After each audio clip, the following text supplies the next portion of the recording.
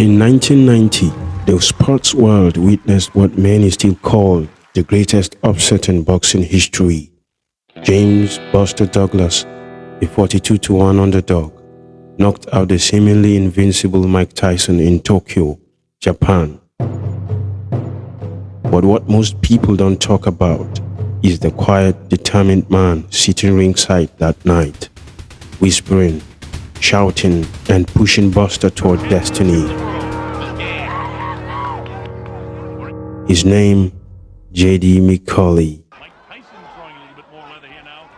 And sometimes history forgets the voices behind the victory. Mike Tyson was the face of boxing in the late 80s, undefeated, fearsome, the youngest heavyweight champion ever. To the world, he looked unstoppable. When he mentioned my name, I want the veins to turn white, I want to sweat blood, because I'm going to do damage on him. Wow, that scared me. Buster Douglas, he was seen as a journeyman. Talented, yes, but inconsistent. Few believed he had the mental toughness to survive Tyson's storm.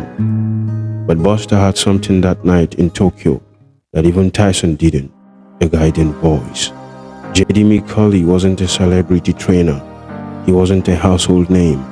He was a loyal friend, a trainer, and one of the closest men to Buster.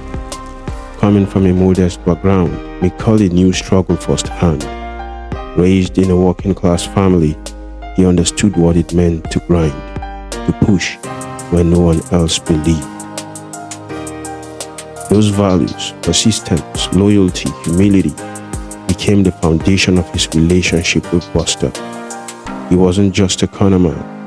He was like a brother, a caretaker, even a babysitter for Buster's confidence. His own family described him as a man who didn't chase the spotlight. He was the kind who found joy in others' victories, who believed that sometimes your purpose is to help someone else shine brighter. Tokyo Dome, February 11th, 1990. Round after round, Buster Douglas shocked the world by standing toe-to-toe with Tyson, jabbing, moving, refusing to fold. But the real adrenaline wasn't just in the punches, it was in the voices guiding him. And there was J.D McCauley, leaning over the ropes, steady, calm, yet firm. His words weren't fancy speeches, they were nudges of belief. When Buster's eyes showed doubt, McCauley reminded him, "You've got him. Stick to it. Keep fighting your fight."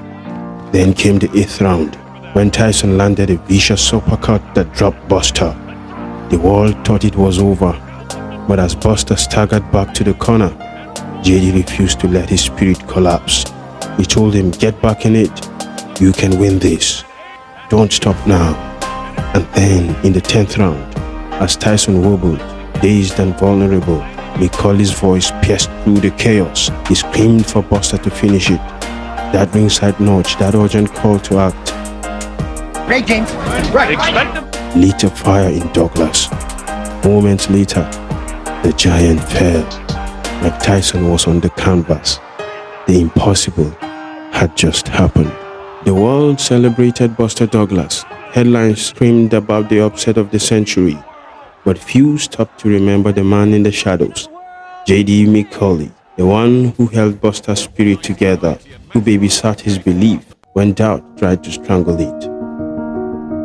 Sometimes the greatest victories in life don't just belong to the person in the spotlight.